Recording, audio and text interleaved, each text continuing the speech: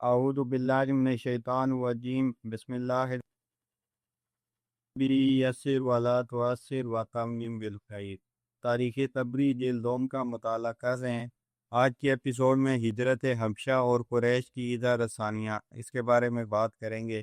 سب سے پہلے آپ سے ریکویسٹ ہے کہ اگر آپ نے ابھی تک اس چینل کو سبسکرائب نہیں کیا اسے سبسکرائب کریں، لائک کریں، شیئر کریں اور بیل آئیکن لازمی پریس کریں تاکہ آپ کو ہر نئی آنے والی ویڈیو کا نوٹیفیکیشن موصول ہو سکے۔ جزاک اللہ۔ ہجرت حبشہ۔ جب مسلمانوں کے ساتھ یہ شرارت کی گئی، رسول اللہ صلی اللہ علیہ وسلم نے ان کو حبشہ چلے جانے کا حکم دیا، کیونکہ اس وقت حبشہ کا بادشاہ نجاشی نہایت عادل اور نیک فرما روا تھا۔ اس کی حکومت کی تعریف کی جاتی تھی۔ اس سے پہلے سے حبشہ قریش کی تجارت گاہ تھا۔ جب یہ تجارت کی غرض سے وہاں جاتے تو وہاں خوراک کی فراوانی اور امن پاتے اور تجارت میں نفع کماتے۔ اسی وجہ سے رسول اللہ صلی اللہ علیہ وسلم نے مسلمانوں کو حبشہ جانے کا حکم دیا۔ چنانچہ جب مکہ میں مسلمانوں پر جبر ہونے لگا اور رسول اللہ صلی اللہ علیہ وسلم کو خوف ہوا کہ یہ فتنوں میں مبتلا ہو جائیں گے، آپ صلی اللہ علیہ وسلم نے ان کو حبشہ بھیج دیا، مگر خود آپ وہیں رہے، کہاں نہ گئے، کہیں نہ گئے۔ اس زمانے میں چند سال مسلمانوں پر بہت سخت گزرے، یہاں تک کہ آپ نے مکے میں اسلام کا اعلان فرمایا اور قریش کے کچھ معززین اسلام لے آئے۔ مہاجرین حبشہ کی تعداد۔ ابو جعفر کہتے ہیں اس پہلی ہجرت میں جو مسلمان ترک وطن کر کے حبشہ گئے تھے ان کی تعداد میں اختلاف ہے۔ بعض راویوں نے کہا ہے کہ یہ 11 مرد تھے اور 4 عورتیں تھیں۔ حارث بن بالفضیل سے مروی ہے، اس پہلی ہجرت میں جن مسلمان مہاجرین نے خفیہ طور پر متفرق حالت میں ہجرت کی ان کی تعداد 11 مرد اور 4 عورتیں تھیں۔ وہ سوار اور پیدل شیبہ آئے۔ اللہ نے ان کی یہ مدد کی کہ عین اسی گھڑی 2 تجارتی جہاز بندرگاہ آئے۔ یہ ان کو نصف دینار کرایہ میں حبشہ لے گئے۔ رسول اللہ صلی اللہ علیہ وسلم کی نبوت کے 5ویں سال ماہ رجب میں مسلمانوں نے یہ ہجرت کی۔ قریش نے ساحل سمندر تک ان کا تعاقب کیا، مگر ان کے آنے سے پہلے یہ لوگ جہازوں میں سوار ہو چکے تھے، اس لیے وہ کسی کو نہ پا سکے۔ ان مسلمانوں نے بیان کیا ہے کہ ہم بخیریت حبشہ پہنچے، وہاں بادشاہ نے ہم سے بہت اچھا سلوک کیا، ہمیں اپنے دین کے بارے میں مکمل آزادی اور امن ملا، ہم نے اللہ کی عبادت کی، نہ ہم ستائے گئے اور نہ کوئی ناگوار بات سنی۔ مہاجرین حبشہ کے نام۔ عثمان بن عفان، ان کے ساتھ ان کی اہلیہ رقیہ بنت رسول صلی اللہ علیہ وسلم بھی تھی۔ ابو حذیفہ بن عتبہ بن ربیعہ، ان کے ساتھ ان کی بیوی سہلہ بنت سہیل بن عمر بھی تھی۔ زبیر بن العوام بن خویلد بن اسد، مصعب بن عمیر بن ہاشم بن عبد مناف بن عبد دار، عبد الرحمن بن عوف بن عبد عوف بن حارث بن زہرہ، ابو سلمہ بن عبد الاسد بن حلال بن عبداللہ بن عمر بن مخزوم، ان کے ساتھ ان کی بیوی سلمہ بنت ابی امیہ بن مغیرہ بن عبداللہ بن عمر بن مخزوم بھی تھی۔ عثمان بن مظعون، عامر بن ربیعۃ الازمی، یہ قبیلہ غز بن وائل سے تھے، نہ کہ اس قبیلہ انزا سے جو بنی عدی بن کعب کے حلیف تھے۔ ان کے ساتھ ان کی بیوی لیلہ بنت ابی حشمہ بھی تھی۔ ابو صبرہ بن ابی رحم بن عبد الحزہ العمری، حاتم بن عمر بن عبد شمس، سہیل بن بیضہ جو بنی حارث بن فہر سے تھے، اور عبداللہ بن مسعود بنی زہرہ کے حلیف۔ ابو جعفر کہتے ہیں کہ بعض راویوں نے یہ بھی کہا ہے کہ ان مسلمانوں کی تعداد جو ہجرت کر کے حبشہ گئے تھے، ان کم سن بچوں کے علاوہ جو ان کے ساتھ گئے تھے یا جو وہاں پیدا ہوئے 82 تھی۔ عمار بن یاسر بھی ان میں تھے، مگر ہمیں اس میں شک ہے۔ ہجرت حبشہ کے لیے حضور کی مسلمانوں کو پیمائش۔ اس سلسلے میں محمد بن اسحاق سے مروی ہے کہ جب رسول اللہ صلی اللہ علیہ وسلم نے دیکھا کہ ان کے صحابہ مصیبت اور تکلیف میں ہیں اور خود آپ اللہ کی حفاظت اور اپنے چچا ابو طالب کی حمایت کی وجہ سے امن و عافیت میں ہیں اور آپ کی ان کی اس مصیبت میں کوئی مدد نہیں کر سکتے، آپ نے ان سے کہا کہ بہتر ہوگا کہ تم حبشہ چلے جاؤ، کیونکہ وہاں کا بادشاہ کسی پر ظلم نہیں کرتا، وہاں حق و صداقت کا راج ہے، اور جب اللہ اس تنگی اور دشواری میں جس میں تم اب مبتلا ہو آسانی فرمائے پھر چلے آنا۔ چنانچہ اس وجہ سے رسول صلی اللہ علیہ وسلم کے صحابہ کرام فتنے کے خوف اور اپنے ایمان کو سلامت رکھنے کے لیے حبشہ چلے گئے۔ اسلام میں یہ پہلی ہجرت ہوئی۔ مہاجرین حبشہ کے اسماء۔ دوسری روایت، خاندان بنو امیہ بن عبد شمس میں عبد مناف میں سے پہلے مسلمان جنہوں نے اس موقع پر ہجرت کی وہ عثمان بن عفان بن ابی العاص بن امیہ تھے۔ ان کے ساتھ ان کی اہلیہ رقیہ بنت رسول صلی اللہ علیہ وسلم بھی تھی۔ خاندان بنی شمس میں سے ابو حذیفہ بن عتبہ بن ربیعہ بن عبد شمس بن عبد مناف تھے۔ ان کے ساتھ ان کی بیوی سہلہ بنت سہیل بن عمر بن عامر بن لوئی کے قبیلے سے تھی۔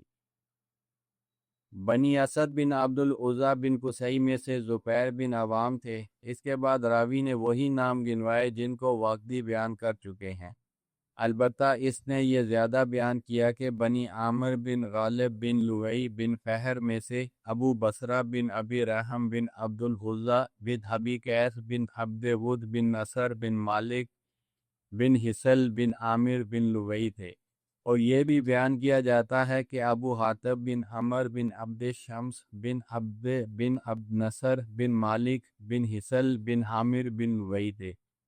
یہ بھی بیان کیا جاتا ہے کہ سب سے پہلے یہی حبشہ آئے تھے۔ ابن اسحاق نے مہاجرین کی تعداد 10 بتائی ہے اور کہا ہے کہ جہاں تک ہمیں معلوم ہے یہی مسلمان سب سے پہلے حبشہ گئے۔ اس کے بعد جعفر بن ابی طالب روانہ ہوئے اور پھر یکے بعد دیگر مسلمان حبشہ جانے لگے۔ ان میں وہ بھی تھے جو اپنے اہل کو لے کر گئے تھے اور وہ بھی تھے جو تنہا گئے تھے۔ ان سب کی تعداد ان 10 کو ملا کر جن کا ذکر پہلے گزر چکا ہے 82 ہوئی۔ ان میں وہ بھی ہیں جن کے ساتھ ان کی بیوی بچے گئے تھے یا جن کی اولاد حبشہ میں پیدا ہوئی اور جو تنہا گئے تھے۔ حضور صلی اللہ علیہ وسلم کے خلاف قریش کا پروپیگنڈا۔ یہ صحابہ حبشہ چلے گئے اور رسول صلی اللہ علیہ وسلم مکہ میں مقیم رہے اور اللہ کے لیے پوشیدہ اور علانیہ دعوت دیتے رہے۔ اللہ نے آپ کے چچا ابو طالب اور خاندان کے ان دوسرے لوگوں کے ذریعے جنہوں نے آپ کی نصرت کا عہد کیا تھا آپ کو دشمنوں سے محفوظ رکھا۔ قریش نے جب دیکھا کہ اب پر کسی طرح قابو نہیں چلتا، انہوں نے اب آپ کو کاہن، جادوگر، آسیب زدہ اور شاعر کہنا شروع کیا، اور جن لوگوں کے متعلق ان کو اندیشہ تھا کہ اگر یہ ان کی گفتگو سنیں گے تو ضرور ان کے پیرو ہو جائیں گے، ان کو قریش نے آپ کے پاس جانے سے روک دیا۔ اس زمانے میں یہ سب سے زبردست حربہ تھا جو انہوں نے آپ کے مقابلے میں استعمال کیا۔ قریش کی ایذا رسانیاں۔ عروہ نے عبداللہ بن عمر بن العاص رضی اللہ عنہ سے پوچھا کہ قریش نے اپنی عداوت کا اظہار میں سب سے زیادہ سخت بات رسول صلی اللہ علیہ وسلم کے ساتھ کیا کی تھی؟ انہوں نے کہا میں قریش کے ساتھ موجود تھا، ان کے معززین ایک دن حجر میں جمع تھے، انہوں نے رسول اللہ صلی اللہ علیہ وسلم کا ذکر کیا اور کہنے لگے کہ اس شخص کے مقابلے میں جس نے ہم کو احمق بتایا، ہمارے آباؤں کو گالیاں دی، ہمارے مذہب کو برا کہا، ہماری یکجہتی کو پراگندہ کر دیا اور ہمارے معبودوں کو برا کہا، جس قدر صبر و ضبط ہم نے کیا ہے اس کی نظیر نہیں ملتی، اور یہ بڑا عام معاملہ ہے جس پر اب تک ہم خاموش رہے ہیں۔ وہ یہی گفتگو کر رہے تھے کہ اتنے میں رسول اللہ صلی اللہ علیہ وسلم آتے ہوئے دکھائی دیے۔ آپ نے رکن کو بوسہ دیا اور بیت اللہ کا طواف کرتے ہوئے اس جماعت کے پاس سے گزرے۔ انہوں نے آپ پر تمزن آوازیں کسے۔ میں نے دیکھا کہ رسول صلی اللہ علیہ وسلم کو ان سے بہت تکلیف ہوئی جس کا اثر آپ کے چہرے پر نمایاں تھا۔ جب آپ دوسری مرتبہ ان کے پاس سے گزرے انہوں نے پھر آپ کی شان میں گستاخانہ الفاظ کہے، اس سے آپ اور رنجیدہ نظر آئے۔ تیسری مرتبہ پھر گزرے، انہوں نے پھر آپ کے ساتھ وہی کیا۔ آپ کھڑے ہوئے اور فرمایا، اے قبیلہ قریش، اچھی طرح سن لو، اس ذات کی قسم جس کے ہاتھ میں محمد صلی اللہ علیہ وسلم کی جان ہے، میں تمہارے لیے قتل و ذبح لے کے آیا ہوں۔ اس جملے سے ان کے ہوش اڑ گئے اور بلا استثناء سخت کی خوف کی وجہ سے یہ حالت ہوئی کہ اپنی جگہ سہم گئے۔ معلوم ہوتا تھا کہ کوئی پرندہ ان کے سروں پر بیٹھنے والا ہے۔ جو اب تک رسول صلی اللہ علیہ وسلم کی شان میں ان میں سب سے زیادہ دریدہ ذہن تھا، وہی اب سب سے زیادہ آپ کی خوشامد اور چاپلوسی کرنے لگا، اور اس نے کہا، ابو القاسم، آپ اپنے مکان اطمینان سے جائیں، آپ تو جاہل نہیں ہیں۔ رسول صلی اللہ علیہ وسلم گھر واپس تشریف لائے۔ دوسرے دن قریش پھر حجر میں اکٹھے ہوئے، میں ان کے ساتھ تھا۔ اب پھر کل کے واقعے کا تذکرہ چل نکلا۔ ایک نے دوسرے سے کہا، دیکھا تم نے اس کے ساتھ کیا کیا اور اس نے تم کو کیسا ڈانٹا، اس کی ایک دھمکی میں تم نے اس کا پیچھا چھوڑ دیا۔ ابھی وہ یہی باتیں کر رہے تھے کہ رسول صلی اللہ علیہ وسلم آتے ہوئے نظر آئے۔ آپ کو دیکھتے ہی وہ سب کے سب یکجان ہو کر آپ پر جھپٹے اور چاروں طرف سے آپ کو گھیر کر کہنے لگے کہ تم ہمارے معبودوں اور مذہب کو اس طرح برا کہا کرتے ہو۔ آپ صلی اللہ علیہ وسلم نے فرمایا، ہاں میں کہتا ہوں، میں نے دیکھا کہ ان میں سے ایک نے آپ کی چادر کا دامن پکڑا۔ یہ دیکھتے ہی ابو بکر صدیق آپ کے سامنے آ کھڑے ہوئے۔ وہ روتے جاتے تھے اور ان لوگوں کو مخاطب کر کے کہتے تھے، خدا تم کو ہلاک کر دے، کیا تم اس شخص کو اس لیے قتل کرتے ہو کہ وہ کہتا ہے کہ میرا رب اللہ ہے؟ یہ سن کر انہوں نے آپ صلی اللہ علیہ وسلم کو چھوڑ دیا اور پلٹ گئے۔ یہ شدید ترین سلوک تھا جو میں نے قریش کو رسول اللہ صلی اللہ علیہ وسلم کے ساتھ برتتے دیکھا۔ دشمن خدا ابی معید کی حضور کی شان میں گستاخی۔ ابو سلمہ بن عبد الرحمن سے مروی ہے کہ میں نے عبداللہ بن عمر سے پوچھا، سب سے برا سلوک جو تم نے مشرکین کو رسول اللہ صلی اللہ علیہ وسلم کے ساتھ کرتے ہوئے دیکھا ہو، ہم سے بیان کرو۔ انہوں نے کہا، ایک مرتبہ عقبہ بن ابی معید آیا، رسول اللہ صلی اللہ علیہ وسلم اس وقت کعبے کے پاس تھے۔